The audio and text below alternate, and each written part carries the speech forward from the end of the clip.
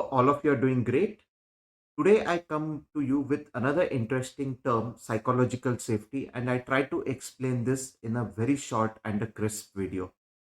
So, what exactly is psychological safety? Why is everyone talking about it? And why is it so important for our team members to be psychologically safe? And how can we achieve a culture of psychological safety? I will try to cover around these topics during this short video. Just to let you know, I also have a detailed video of this, almost running into 45 minutes, and I've tried to club this topic with emotional intelligence. If you want to watch that full video, there's a link which is coming up on the top of this video. So do connect on that link and watch the full video around it. So, what is psychological safety and who coined this term? So, this term was coined by a social scientist called Amy Edmondson.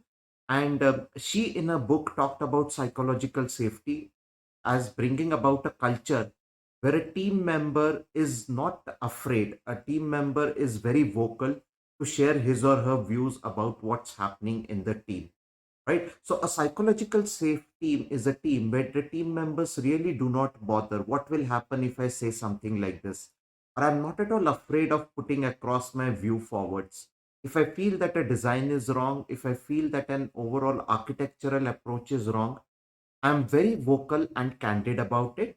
Yes, when I say vocal and candid, what I mean is I have to be assertive, not at the same time become aggressive. And I'm not worried about what will happen to my salary, what will happen to my job, what will happen to my career, because I know inherently that this is a difference of opinion what we have, and it has to be taken in the right spirit. So that's what we call it as a culture of psychological safety. So, I mean, as a coach, as an agile coach, as a scrum master, we need to build a culture of psychological safe culture in our teams.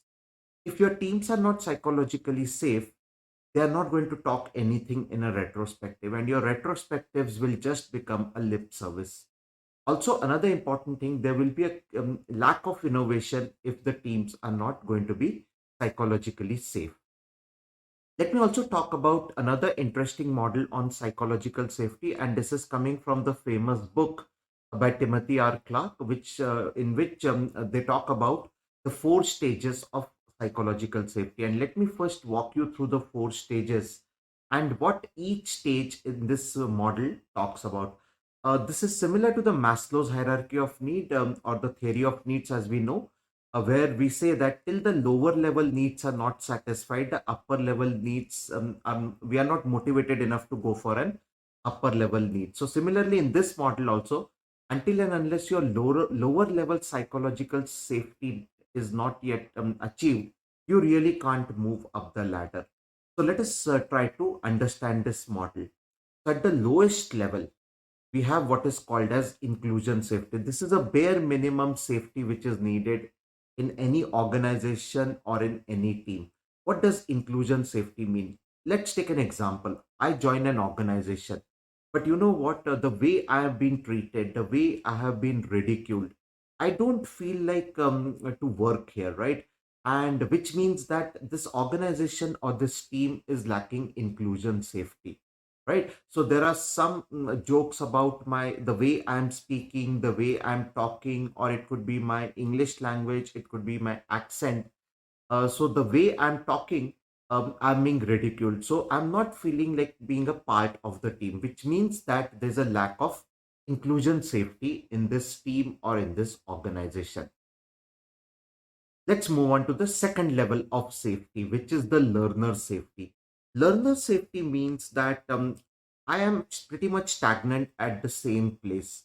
So it's been almost 1 year, 2 year down the line. There's been no skill upgradation on my side. Whenever I try to go in for a skill upgradation, I'm always been put down saying that no, it is not required. Why do you need it? Our project is still going on in the same old technology. Why do you want to learn something which you're not going to implement? I mean, I get such kind of a pushback from the team, and that is what is called as a lack of learner safety. I really am not learning anything in my job. I'm not really learning any new techniques, which makes me pretty much static at that position, and this indicates a lack of learner safety, what we see here. The third interesting safety what we have is contributor safety. So whenever I try to make any suggestions, whenever I provide a new design approach, I'm always being pushed back again, saying that no, this won't work. I mean, let's not try something new. Why reinvent the wheel, right? Why experiment when things are going on well? Now, this is a lack of contributor safety. I mean, yes, I'm doing the daily tasks, whatever I plan to do, but whenever I want to do something in a different way, or whenever I want to innovate a way of working, that is where I am being stopped here. And over a period of time, I will get demotivated. I will either try to look for a new engagement within the organization, or I might want to go outside the organization where my contribution to the project and to the organization would be valued. The last, but definitely not the least, what we have is a challenger safety or a lack of challenger safety. So, here in a meeting, I clearly can see that things are not looking as good as they should be. Definitely, the solution which someone is talking about, or the architectural runway, or the vision which anyone is talking about, is not on the right track. And I do try to point it out to the team in a very, very nice and a subtle way.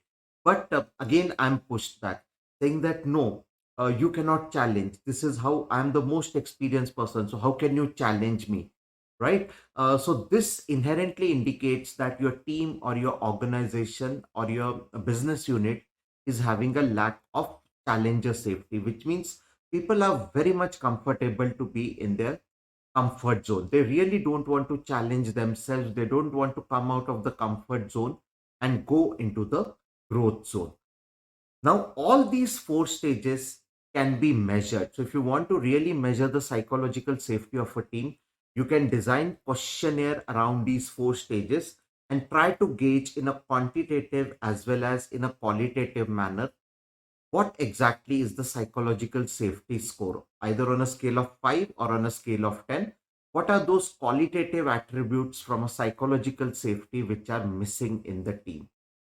So, do wait for my video where I try to talk about how a psychological safety score can be measured. So, that will be a part 2 of this video, which will be coming up. Before I sign off for the day, thanks once again for subscribing to my channel. In case you're still not subscribed, I would request all of you to subscribe to the channel. Do provide a feedback of this video in the comment section and have a great day ahead. Thanks a lot for watching. Bye for now.